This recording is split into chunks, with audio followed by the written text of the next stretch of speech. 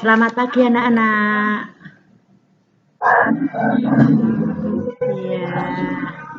Apa kabarnya hari ini? Baik, sehat semua? Baik. Hari ini kita belajar bersama ya, ketemu lagi dengan Bu Guru ya. Baik, sebelum mulai pelajaran kita berdoa dulu.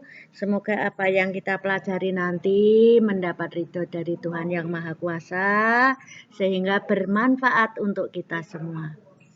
Berdoa, mulai.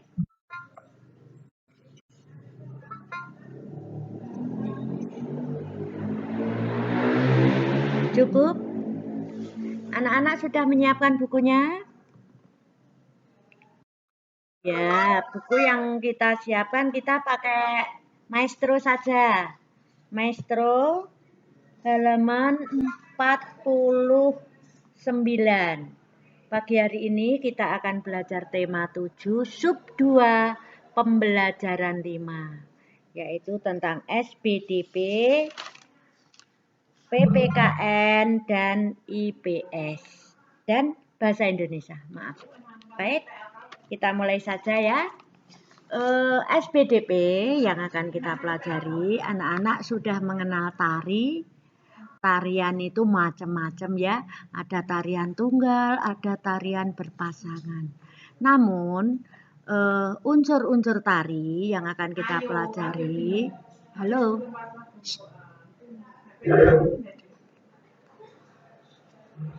Unsur-unsur tari yang akan kita pelajari itu meliputi 1 gerak, 2 tata busana, 3 tata rias, 4 propeti, 5 iringan, dan 6 tata panggung. Ya, anak-anak sudah mengetahui atau mempraktekkan, bahkan mempraktekkan sebuah tarian, atau sudah menonton, mengerti, melihat sebuah tarian. Sudah ya? Bisa di televisi atau di lingkungan kita ketika waktu-waktu tertentu ya. Unsur-unsur tari. Dalam suatu tari terdapat berbagai unsur yang saling mendukung sehingga menciptakan sebuah sajian yang harmonis ya. Keharmonisan tari membuat indah dan menarik untuk dilihat ya. Kita kalau melihat tarian itu tentunya sangat mencengangkan, menyenangkan, menggembirakan. Nah, kemudian apa yang membuat tarian tersebut menjadi indah? Antara lain unsurnya 1 gerak. Ya. Gerakan merupakan unsur utama dalam tari. Gerakannya. Nah, anak-anak pernah berlatih. Gerak tari adalah serangkaian gerakan indah dari anggota tubuh. Gerak tari diperagakan berdasarkan ruang, waktu, dan tenaga. Gerak dalam tari dibedakan menjadi 2, yaitu gerak murni dan gerak maknawi. Gerak murni merupakan gerak dalam tari yang tidak memiliki maksud tertentu, sedangkan gerak maknawi merupakan gerak dalam tari yang memiliki makna dan maksud tertentu. Tanpa gerakan, sebuah tari tidak memiliki makna. Namanya saja tari ya pasti menggunakan gerakan-gerakan ya. Gerakan-gerakannya ada gerakan maknawi dan gerakan murni. Nah, gerakan itu ada yang memiliki makna. Contohnya, gerakan apa yang memiliki makna? Gerakan menirukan hewan ya toh, atau gerakan menirukan kegiatan tertentu, itu memiliki makna. Jelas anak-anak? Saya lanjutkan ya. Ya, unsur yang kedua adalah tata busana. Anak-anak kalau melihat orang menari, busananya mesti bermacam-macam. Busananya disesuaikan dengan temanya. Temanya apa atau makna tarian tersebut ya.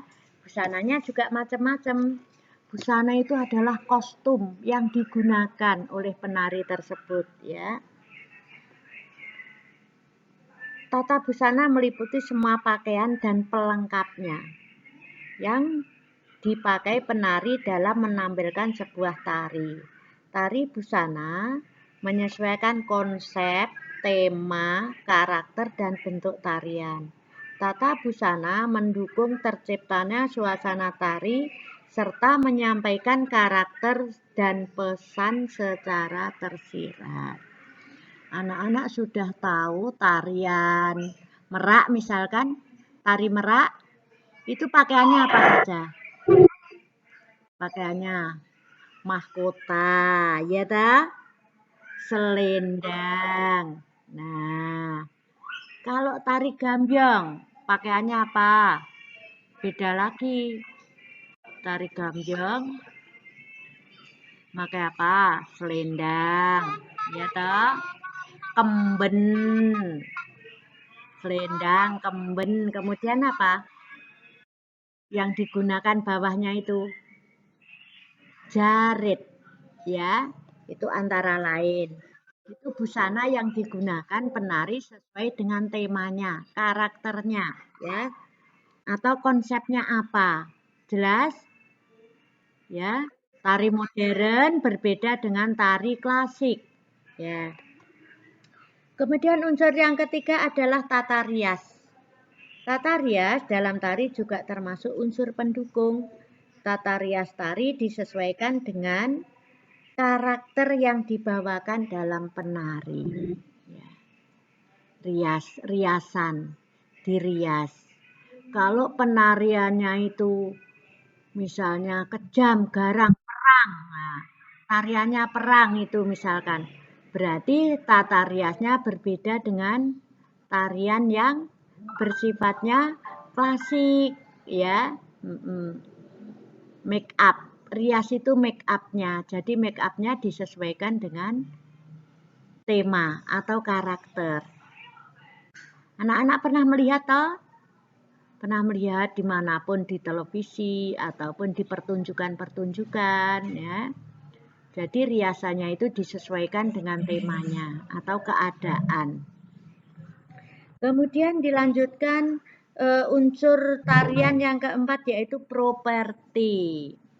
Properti, apa itu properti? Properti adalah alat pendukung gerakan tari. Alat pendukung gerakan tari. Contohnya properti yaitu payung. Kalau tarinya tari Bondan itu menggunakan payung, ya. Boneka, lilin, piring, boneka, bakul, kipas, selendang, dan lain-lain. Itu adalah pendukung pelengkap, namanya properti. Keris. Nah, kalau tarinya prajuritan yang dibawa apa? Pedang. Kalau tarinya lilin ya pakai lilin, piring. Tari kipas menggunakan kipas. Itu namanya apa? Properti. Properti atau pendukung. Jelas anak-anak? Jelas ya? Kemudian yang kelima, unsur yang kelima, iringan. Iringan dalam tari pada umumnya berupa suara atau bunyi-bunyian. Iringan tari ada dua, yaitu musik internal dan musik eksternal. Musik internal bersumber dari anggota tubuh, misalnya tepukan tangan. Jadi menari itu bisa diiringi dengan tepukan tangan. Hentakan kaki. Nah, nek cara Jawane gedruk.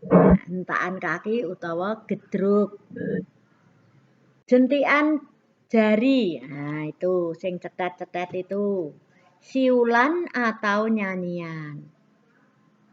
Musik eksternal berasal dari alat musik.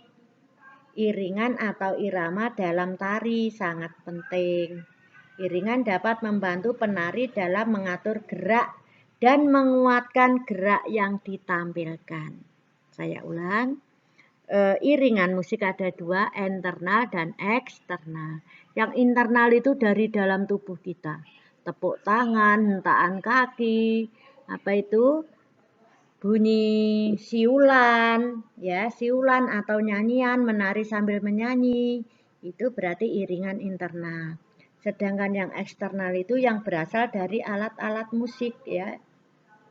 Alat musik itu bisa gamelan, bisa musik, itu termasuk iringan eksternal. Sudah jelas iringan? Iringan bisa mendukung keindahan sebuah tari. Kemudian yang terakhir yaitu tata panggung. Tata panggung. Pertunjukan tari yang baik akan memperhatikan pengaturan panggungnya. Panggung yang baik yaitu tidak terlalu sempit dan tertata rapi. Nah, panggung tersebut adalah sebuah tempat, sebuah ajang yang kita gunakan untuk mengadakan pagelaran, mengadakan tarian tersebut. Tata panggung juga termasuk di dalam pencahayaan. Ketika penari itu menari, kita harus menggunakan cahaya yang cukup, tidak terlalu terang benderang, juga tidak terlalu gelap. Jadi cukup, cahayanya cukup. Nah, itulah unsur-unsur di dalam tari, ya. Jadi agar tarian tersebut harmonis, indah, enak dinikmati, harus memiliki unsur-unsur yang lengkap, unsurnya harus baik. Unsur-unsur tari tersebut satu, apa? Unsur-unsur tari satu, gerak, dua. Betul, tiga. Empat. Lima. Pintar sekali. Ya, itulah unsur-unsur di dalam tarian agar tarian terlihat harmonis. Cukup ya anak-anak? Kita lanjutkan ke PPKN. PPKN buka halaman Maestro halaman 50. Penerapan nilai-nilai persatuan dan kesatuan. Persatuan dan kesatuan. Seperti kita bahas kemarin, kita sudah mempelajari penerapan nilai ketuhanan, kemanusiaan, juga persatuan. Namun di sini adalah penerapan nilai-nilai persatuan dan kesatuan. Ya tak? Seni tari merupakan salah satu dari banyaknya budaya Indonesia. Budaya Indonesia itu bermacam-macam ya. Dari Sabang sampai Merauke. Budaya itu ada pakaian, makanan, adat istiadat, tarian. Nah, yang dicontohkan di sini adalah budaya tentang tarian. Menyikapi hal tersebut, kita harus dapat menghargai budaya daerah lain. Menghargai budaya daerah lain merupakan salah satu bentuk upaya menjaga persatuan dan kesatuan. Ya. Menghargai budaya lain, bekerja sama, toleransi, ya ta? Mempererat persatuan, gotong royong, itu adalah salah satu cara menjaga persatuan dan kesatuan bangsa. Ya. Jadi kegiatan yang dapat kita lakukan itu banyak sekali. Ya, banyak sekali. Contohnya, nah ini di sini selain menghargai budaya lain, penerapan nilai-nilai persatuan juga dapat dilakukan dalam kegiatan gotong royong. Gotong royong itu bersama-sama, gotong royong. Piket itu juga gotong royong. Membersihkan lingkungan sekolah gotong royong. Di rumah pun anak-anak bisa melakukan gotong royong. Ibu masak, anak-anak membantu menyapu lantai, ngepel, ya toh. Ayah menyirami tanaman, itu di rumah juga gotong royong. Mengasuh adik, ya toh. Membantu mencuci pakaian itu juga gotong royong di rumah. Kalau di lingkungan gotong royong membersihkan lingkungan sekitar, membersihkan selokan, membersihkan pos kampleng, membersihkan tempat ibadah, itu juga termasuk gotong royong. Banyak ya. Musyawarah itu banyak sekali. Musyawarah hari ini mau masak apa? Kita akan pergi belanja kapan? Dimusyawarahkan. Ini anak-anak sebaiknya masuk ke sekolah atau daring saja. Nah, itu juga termasuk dimusyawarahkan. Bentuk-bentuk musyawarah banyak apa sedikit? Banyak sekali. Anak-anak bisa cari contoh bentuk musyawarah? Bisa ya? Bermusyawarah kita bahkan setiap hari. Hampir setiap hari kita mengadakan musyawarah. Baik di sekolah, di keluarga, maupun di lingkungan sekitar. Baik. Kemudian dilanjutkan contoh kegiatan siswa yang mencerminkan gotong royong, musyawarah, dan semangat kekeluargaan. Baik, anak-anak sudah membuka bukunya? Ya, sudah siap alat tulis, pulpen?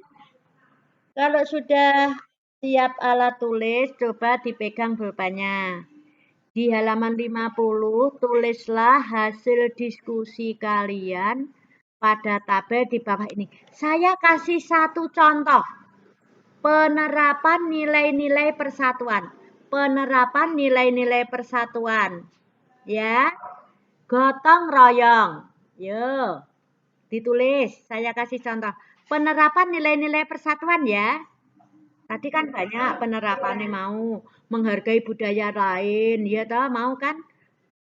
Itu juga penerapan nilai persatuan. Nah, sekarang saya beri contoh satu, nanti anak-anak cari contoh yang lain. Penerapan nilai-nilai persatuan yang gotong royong. Penerapan nilai-nilai persatuan gotong royong ditulis. Membuat makanan bersama. Membuat makanan bersama. Gotong royong apa sendiri itu? Gotong royong apa sendiri? Gotong royong, membuat makanan bersama. Anak-anak pernah melakukan enggak? Pernah. Iya, pintar sekali.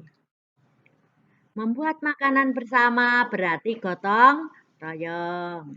Sudah ditulis? Mengangkat barang. Terus, siapa bisa memberi contoh satu saja? Iya, pintar. Oh, pintar sekali ditulis. Membangun jembatan bersama.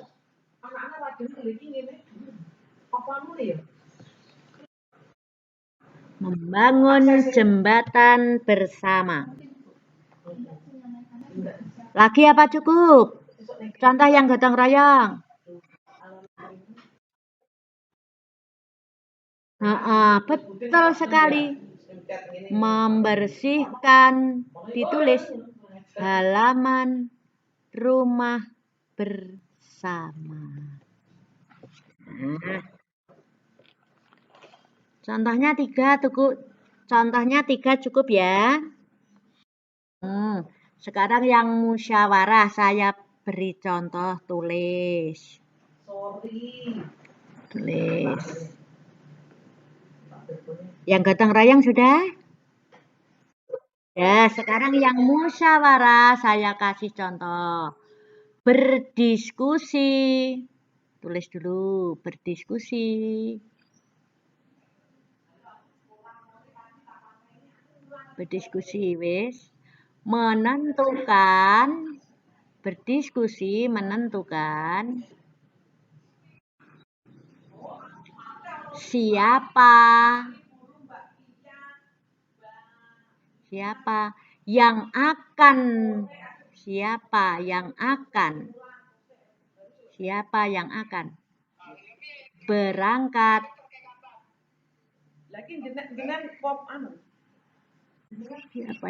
berangkat ke rumah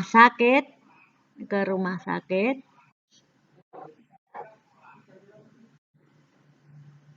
sudah untuk menjenguk teman. Nah, Berdiskusi, musyawarah kan musyawarah. Berdiskusi itu musyawarah.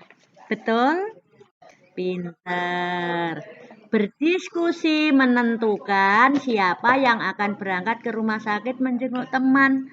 Tidak sekelas berangkat semua, tapi didiskusikan. Ketua kelas, sekretaris, bendahara, 3 saja cukup. Oke.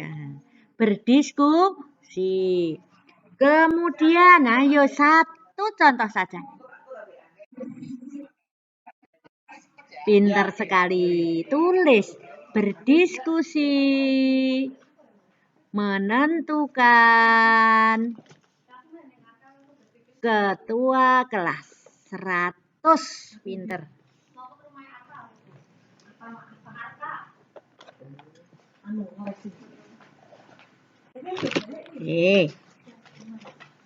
Bu Kori tak tanyain nggak ke sekolah kenapa? Kata dia nganu itu apa? Ngeterke Angel. Sudah? Sudah? Tambah lagi atau cukup? Musyawarah. Oke. Sekarang yang semangat kekeluargaan. Kekeluargaan loh. Kekeluargaan ditulis contohnya. Menjenguk teman sakit. Itu kekeluargaan. Menjenguk teman sakit. Kekeluargaan. Iya ta? Menjenguk teman sakit.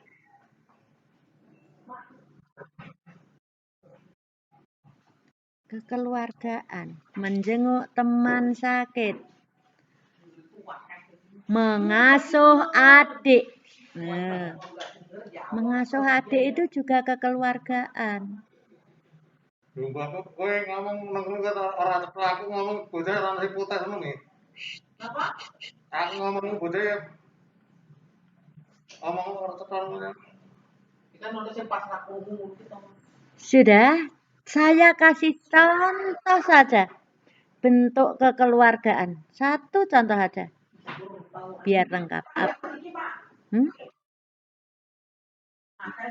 Ikut.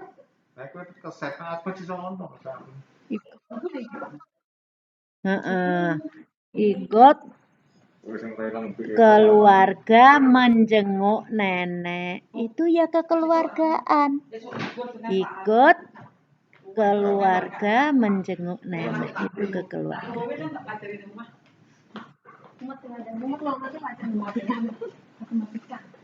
Oke, jelas? Pinter. Contoh-contoh tersebut penerapan nilai-nilai persatuan secara gotong royong, musyawarah, semangat kekeluargaan. Jelas? Jelas ya? Bukan hanya jelas, saya setiap hari sudah melakukan loh Bu. Oke, terima kasih. Kita lanjut ke bahasa Indonesia. Bahasa Indonesia halaman 50 yaitu membuat teks pidato. Membuat teks pidato. Kemarin sudah berulang kali saya jelaskan tentang teks pidato ya. Pidato adalah menyampaikan pikiran secara lisan di hadapan orang banyak. Kemarin sudah saya beri tugas membuat pembuka. Ulang. Unsur-unsur pidato ya. Unsur-unsur dalam teks pidato yaitu apa saja? Yuk unsurnya. Unsur-unsur pidato. Pembuka, isi, dan penutup. Bagian pembuka itu berisi tentang apa saja?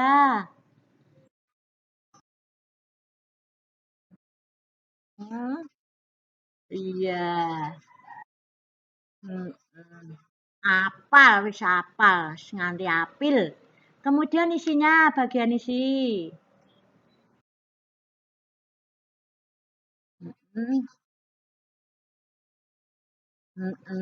Ya. Kemudian bagian penutup. Ya. Ya. Ya. Pinter. Oke. Pintar sekali. Untuk bahasa Indonesia, Hari ini ada tugas, dengarkan baik-baik. Hari ini ada tugas, anak-anak mencari contoh pidato. Contoh pidato bisa dari buku, internet, koran, majalah, atau mana saja. Ya, mencari contoh pidato. Jelas? Kemudian pidato tersebut kamu tulis, kanggo latihan, buat latihan. Carilah contoh pidato, kemudian tulislah di buku tulismu sebagai latihan. Kalau buat nanti kamu kesusahan, cari saja contoh. Carilah contoh pidato di mana? Carilah contoh pidato di ya. Enggak apa-apa. Setelah dapat diapakan? Ditulis di buku tulis. Gitu ya. Itu nanti tak tagih loh. Tugas hari Jumat ditulis tugas hari Jumat. Untuk besok pagi, dengarkan. Besok pagi pembelajarannya jam 10. Anak-anak tetap menggunakan pakaian pramuka. Jelas? Oke. Kalau jelas, saya cukupkan sekian pembelajaran pagi hari ini. Diteruskan besok pagi hari Sabtu. Jam berapa? Jam berapa? Jam 10. Jam 10 anak-anak siap ya? Sekarang ada sesi untuk ngambil wajahmu. Diurupke, dinyalakan. Yo, ambil wajah. Ya, sip, pinter. Helga Anandia belum kelihatan, Helga. Helga mana ini? Lihatkan dulu, mukamu lihatkan dulu sebentar. Engko gek bobo.